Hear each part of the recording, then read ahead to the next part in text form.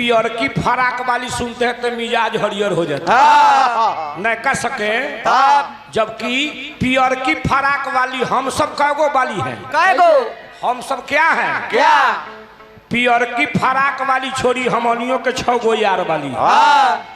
काम क्रोध मतलब तृष्णा अहंकार एकरे बरजस में चप्पल बानी। यह से हम कहतानी उहे पर कहतानी कि अइलू यही जा का करे या के लगलो छूटा चोरे अपा के सुंदर तन मन हिने हुने लागो करे। माया के बाजार यही जा केहू न तोहार यही जा।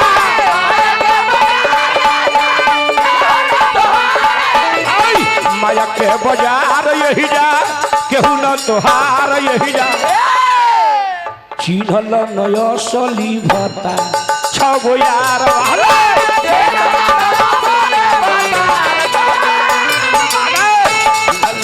सली भता 6 गो यार वाले।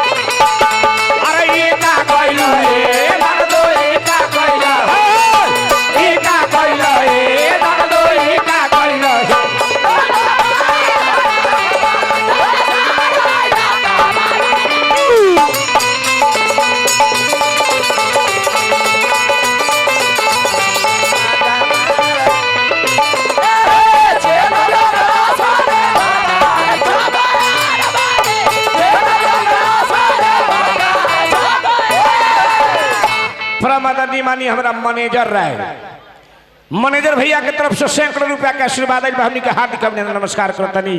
स्वर्गीय भगवनिया मैया के नाम पर आज जय जयकार हो। कौन? संजय यादव जी गोप जी पुरस्कार दिले बनी हार्दिक हार्दिक। बवाल न करो, कुछ कथा कहे के है। लयदारी गावे लगो तब बवाल करी बैठी। 40 मिनट के समय बाद बल्लम बाबू के तरफ से सैकड़ों रुपया के पुरस्कार आई बा। हार्दिक अभिनंदन नमस्कार। भगवान से प्रार्थना सदा सुख जीवन बीते। तब मतलब के साथी 1000 मिली है, एगो दूगो ना 1000 मतलब के। लेकिन नैहर में जो गई थाती ना तब पछतई वो बात।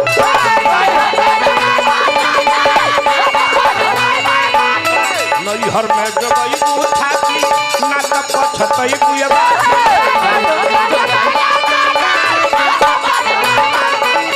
यही जगह थाती जोगावे के बाद ना तो का होई नतीजा खराब हो जाए। काहे कि दिहलू चुनरिया लसा कई के काम जाले।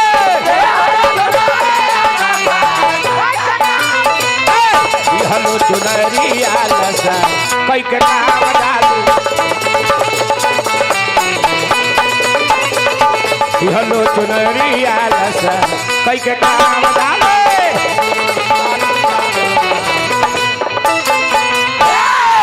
अब रउआ लोग के बीच में कथा उगावे जा रहल बनी। रामचरितमानस से कौन कथा? कौन? परिवार मेरा कैसा हो, समाज मेरा कैसा हो। कैसा? राजा दशरथ जी मर गईले अपना बेटा के वियोग में। आ कौशल्या सुमित्रा के कई मर गईली के कर वियोग में। के कर? पुतोह के वियोग में।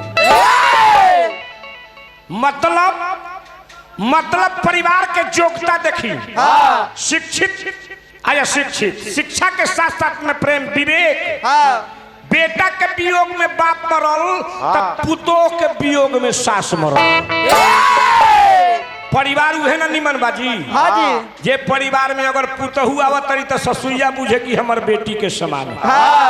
अब बेटियों बुझे कि पुतहियो बुझे कि हमर सास महतारी है। परिवार जोग होई। भगवान राम के वो जोग परिवार के कथा रहुआ लोग 10 मिनट शांति से सुनी। ओकरा बाद में समय हो जाए हम मुकेश जी के दे देब।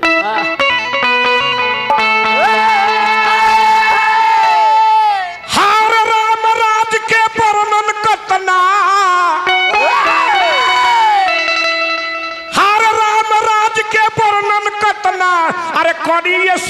ज्ञानी आ शारदा शेष न सके बखानी हम कहीं जो पढ़े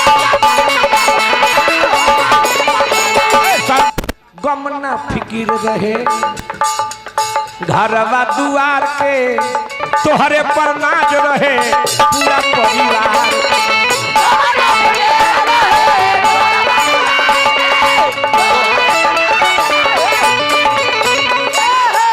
आज समस्या बाकी नौजवान 90% हो गई बाकी बूढ़ बाप मातारी के कितना जल्दी मर जाते तो धरती हल्का हो जाए।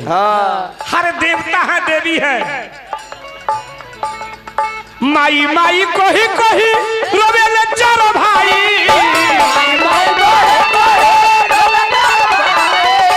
माई माई कही रोवेले चारो भाई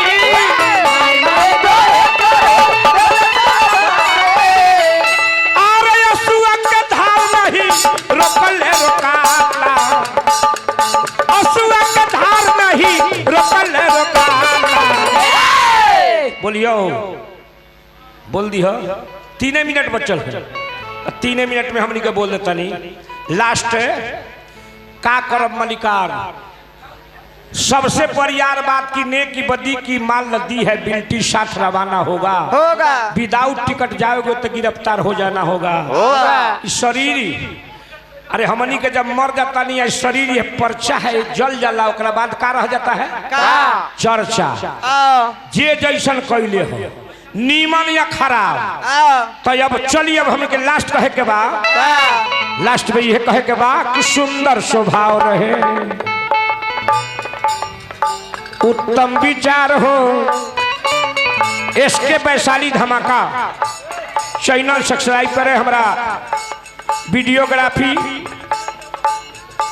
एल्बम एवं ड्रोन के लिए संपर्क करें इसके वैशाली धमाका बहुत ₹50 का पुरस्कार बा सुंदर स्वभाव रहे उत्तम विचार हो बाल बच्चा के हुए से ना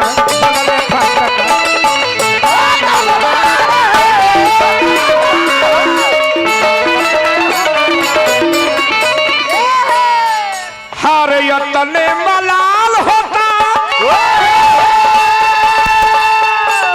हिया में रही रही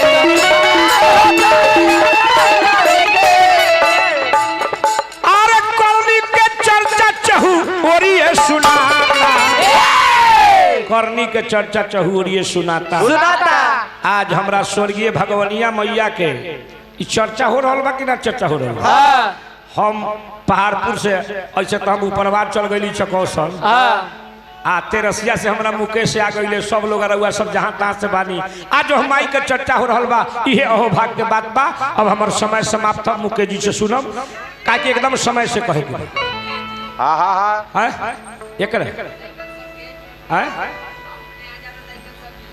इनका भीतर खड़ा हो जाओ हम लेकर भी ले जाते खड़ा हो जाओ अब प्रिया बस लास्ट में जल्दी जल्दी जल्दी देरी हो जाएगी पतिव्रता नारी खाती परदेसी के पुकार बा परदेसिया के पुकार कर तरी एगो मेहरारू को तरीका में ज्यादा समय ना ले बाबू रे किया जा पियावा हो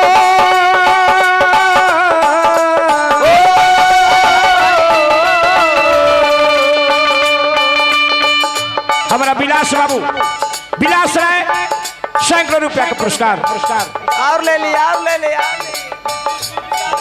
नीतीश जी हमारा दीदारगंज नीतीश जी दीदारगंज सैकड़ों रुपया का पुरस्कार विलास राय के भगिना जफराबाद निवासी सैकड़ों रुपया का पुरस्कार मिले बनी जफराबाद हाँ बिहाने फिर हमारा जफराबाद में जगदम्बा स्थान प्रोग्राम है जगदम्बा स्थान बिहाने आजा पियावा हो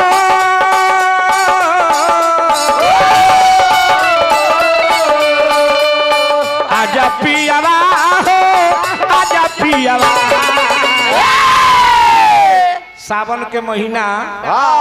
सावन के महीना अखड़ेला को रिमझिम वर्षा पड़े अनिल राय दहीबार सुकुमारपुर अनिल राय दहीबार उनका तरफ से सैकड़ों रुपया के पुरस्कार बा हार्दिक अभिनंदन बा। एकदम रोजी रोजगार धकाधक चलो। परदेशी प्रदेश में घरे जे बारी रिमझिम वर्षा पड़ता। बेचारी चिंता में बारी की अब सब अनमो चल गई। अइले ना कि आजा पियावा हो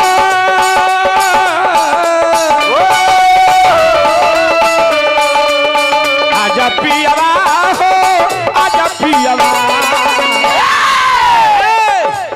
सहात न जवनिया के भारी बलमोजी है जब तोर बयार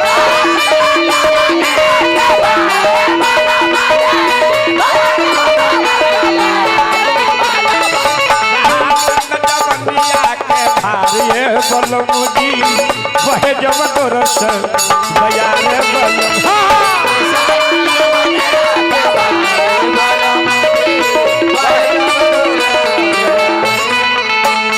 हमरा फिर विलास बाबू के भगिना जफराबाद निवासी सैकड़ों रुपया का पुरस्कार दिले। मेहरारू बेचारी कहतरी फोनवे से। हाँ हाँ बोला। अरे है बोला। आसमान में तारा कोई गिन नहीं सकती। आसमान में तारा कोई गिन नहीं सकती। प्यार व्यास में प्यार कोई छीन नहीं सकती। प्यार पहले जे रहे अब तो रोज छीनल भटका होता। पहले का प्यार देख लो। मेहरारू कहतरी जब जब याद चक्रधार मार और जब जब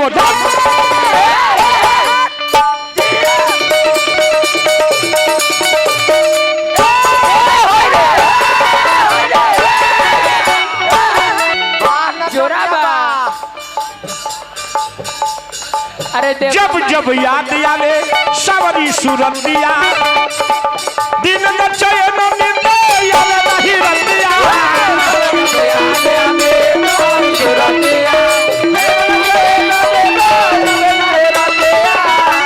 हार आवे नहीं रतिया हार तन नचनिया वही जगह भी जाओ होने चल जाओ वो कोना पर जगह खाई दे दिए तनी चल जा। हार तन में खोज तन के जोगार ये बोलो मुझी बहे जब तो रस बयार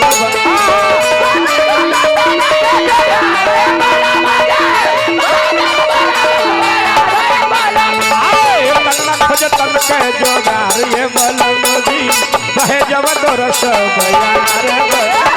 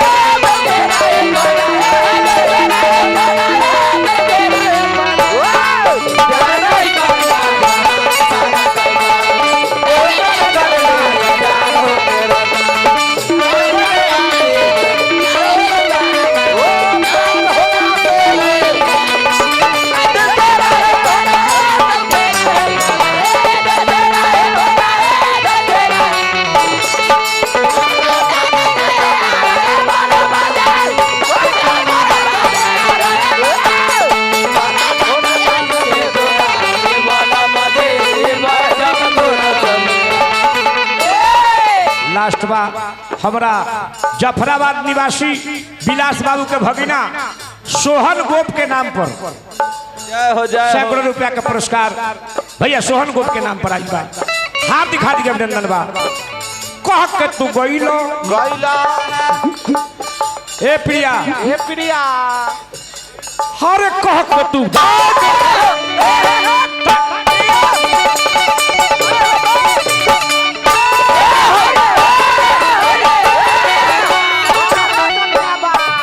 जवाब दियो एकर नाच के। हर कह के तू गइलो आई बहम परसों ना जानी कहवा बिता में लमरसों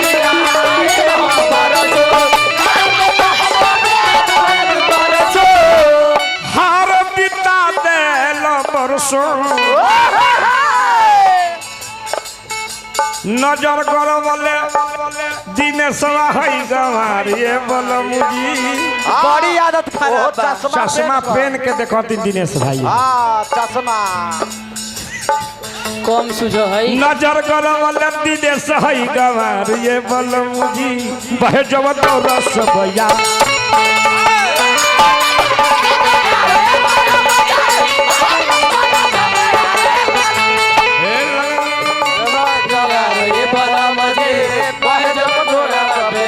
हरे प्रेमावा लचकत रहो अरे बोलो पागल मानवा प्रिया कमर जा सीता राम अरे श्री सीताराम सीताराम